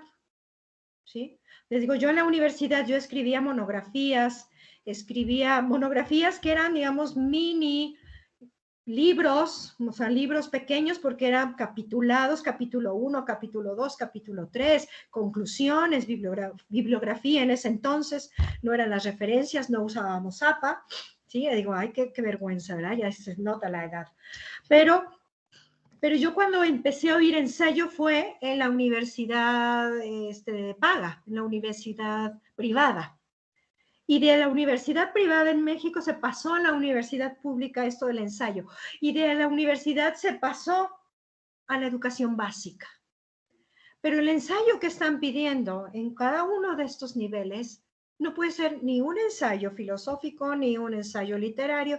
Pero ¿por qué se tomó el ensayo? Y creo que Diana también lo había mencionado, el ensayo. ¿Por qué empezó a usarse el ensayo? Por querer que los estudiantes expresaran sus ideas, su opinión. Y como el género argumentativo y lo argumentativo está relacionado con lo evaluativo y la opinión, pues por eso se usó ensayo. Entonces, ahí en escribir el ensayo, el maestro tiene que, incluso, no el maestro, incluso, la malla curricular tendría que darle al maestro un sílabus perfectamente delimitado de qué va a pedir con un ensayo argumentativo, descriptivo, ambas opciones, corto, largo, valorativo, etcétera. O sea, ahí hay muchas opciones con el ensayo, ¿sí? Entonces, digamos, del ensayo tenemos, si lo pueden consultar, bueno, ahí desde el 2010 planteamos esta situación en un artículo que tenemos la doctora Cristina Martín y yo en un texto editado por Parodi, que es editado por Ariel en el 2010, que son de los primeros libros que empezaron a hablar de este marco de la alfabetización académica y la literacidad. Y de México tenemos este artículo sobre el ensayo en México, cómo se popularizó, se diseminó este uso del ensayo en las currículas mexicanas. Entonces, ahí, antes que solamente aprender a hablar del ensayo, hay que definir exactamente cuál es mi modelo del ensayo. Y a esto, bueno, quiero avanzar porque ya se nos va a acabar el tiempo y ya no hicimos ninguna práctica más que esta, lo siento mucho, que ya nos llegamos más adelante, pero hay que definir bien, en la pedagogía del género debe uno tener cuál es el modelo del texto que yo quiero, ¿sí? Voy a regresar, permítanme aquí. ¿Cuál es, sí están viendo la presentación, chicos? ¿Sí? Sí.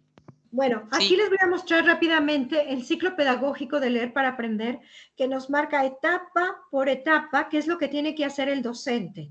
En la etapa 1, preparar el género. En la etapa 2, de construirlo conjuntamente en el salón de clases con el estudiante. De construirlo significa deshacerlo, analizarlo, así como si fuera un laboratorio donde están diseccionando un animalito, que bueno, no sé si todavía lo hagan. Así tenemos que diseccionar el texto en la clase, un texto muestra. ¿Sí? La etapa 3, construirlo conjuntamente, y en la etapa 4 ya nos podríamos dar el lujo de una etapa semi-independiente. ¿Sí? La práctica 2 tenía yo preparado que podríamos ver una muestra del género. ¿Sí? Por ejemplo, yo les preparé una reseña, déjenme ver dónde está la reseña. Este es un ejemplo de la reseña que podríamos preparar, una reseña muy sencilla de un texto de divulgación científica en México, una revista de divulgación científica que es Como Ves, que son reseñas cortas, reseñas de divulgación científica hechas incluso para estudiantes de secundaria, de preparatoria, en donde podemos explicar muy bien las diferentes partes y párrafo por párrafo, ir definiendo la acción social de cada párrafo para construir la acción social compleja, que es la reseña, que es evaluar el contenido de un libro, de una revista, de una exposición, etcétera, de una película, para mostrarle mi opinión y recomendársela o no. ¿Sí? Entonces, vean cómo incluso ya ahí en la reseña ya es una acción social compleja. Aquí les quiero mostrar cuáles son todos los elementos que debemos entender. Aquí está tomado de Casani, de los aspectos que integran una comprensión básica del género. Todos los aspectos contextuales, socioculturales, discursivos, gramaticales y léxicos. Cuando entendemos todo esto a cabalidad es cuando podemos decir que estamos entendiendo el texto. Entonces, tenemos que mostrárselo todo esto a nuestros estudiantes. Bien, entonces, al ir preparando párrafo por párrafo, un ejemplo de esta reseña. Por ejemplo, no solamente quedarnos con, bueno, esto es un párrafo que contextualiza la obra. ¿Qué es eso de contextualizar la obra? ¿Qué tengo que hacer ahí? Tengo que investigar al autor, tengo que buscar información sobre el género, a ver, todo eso tengo que hacer. ¿Qué es la síntesis? ¿En qué pasos llevo a cabo la síntesis? ¿Cómo hago juicios valorativos y críticos? ¿Y cómo sintetizo en la conclusión la posición, mis opiniones? ¿Cómo hago mis opiniones? Tengo que mostrarle a los chicos, no solamente darle, ¿qué es una reseña? Pues una reseña es donde das tu opinión sobre lo que, ¿y cómo hago eso? Haciendo y construyendo con el chico en una primera ocasión cada una de estas acciones, ¿sí? Bueno, eso sería mostrarles, bueno, déjenme mostrar, yo creo que voy a dejar de compartir para mostrarles un poco, ay, ¿cómo dejo de compartir? Ay, ¿cómo dejo de compartir? Aquí, ya. Quiero mostrarles ahora un ejemplo de una unidad de planeación que, aquí está. Déjame ver dónde está, aquí está. Déjenme en la unidad didáctica, aquí está. Ya para un ejercicio de esta aplicación de la metodología del género, ya en el ámbito universitario, en la maestría, en los cursos de maestría, nosotros tenemos un periodo que se llama estancia profesional, que es en donde vemos esta metodología y en donde los chicos, con base en esta metodología, los estudiantes de la materia, tienen que ir hacia otras instituciones, en otras materias, en otros niveles educativos a poner en práctica una unidad didáctica con esta metodología. Y les he propuesto, he construido un formato de planeación en donde, bueno, aparte de los textos, de los datos, de los objetivos, quiero mostrarles aquí cómo el plan de las sesiones se lleva a cabo basándonos en las etapas del ciclo pedagógico. No se basa en la temática de la clase, no se basa en la temática o en los aspectos gramaticales, sino en las etapas pedagógicas de relación entre docente y estudiante. ¿Sí? Es decir, primero yo tengo que hacer como maestro una preparación del campo, es decir, una disección del texto, tener muy claros los aspectos en todos los niveles, desde el género, lo textual, lo discursivo, lo gramatical, e incluso lo ortográfico. ¿Sí? Después tengo que hacer una deconstrucción conjunta, mostrarles a mis estudiantes, miren, este es el género llamado reseña. Yo al final de este tema, por ejemplo, si fuera la Primera Guerra Mundial, quiero que me hagan una reseña del texto que vamos a leer. Va a tener miren, esto es una reseña, cumple estas funciones. Aquí se construye con verbos en presente, verbos relacionales, verbos en sustantivos comunes, genéricos, ahí viene todo, ahí es donde se reúnen todos los conocimientos semánticos, pragmáticos de la enseñanza del lenguaje y las del tema. ¿Sí? Después viene también la explicación del tema, que es la Primera Guerra Mundial, cuándo sucedió, por qué sucedió, con quién sucedió, etcétera. Todos estos elementos son de la deconstrucción conjunta y posteriormente la siguiente etapa, que es completamente fundamental, la construcción conjunta. Si yo voy a dejar de compartir y voy a regresar con ustedes, yo debo escribir con ellos conjuntamente una versión de lo que quiero que escriban. No se los puedo dejar de tarea. ¿Sí? Tareas prohibidas. Si no, se los debo escribir ahí y cuando ya yo vea que tienen más soltura, pues ya puedo dejar la etapa independiente. Ay, bueno, se nos ha acabado el tiempo, ¿verdad, Isabel? Sí, por favor, tenemos que finalizar, ya que tenemos otro próximo taller y utilizamos la misma sala. Sí, claro, sí, está bien. Sí, sí. Sí, bueno, pues les agradecemos a cada uno de nuestros invitados por participar en el congreso y de manera especial pues a la doctora Laura Aurora Hernández Ramírez por presentarnos el taller. Estamos muy agradecidos con todos ustedes y bueno, pues damos por finalizada la sesión. Sí, muchas gracias. Les voy a dejar mi correo por si tienen preguntas. Nos podemos conectar, contactar próximamente para las dudas, nos podamos mandarles bibliografía, etcétera, para aquellas dudas, preguntas. Muchas gracias por su atención y muchas gracias por estar tan atentos y haber permanecido en la sala. Gracias, se los agradezco. Gracias, hasta luego.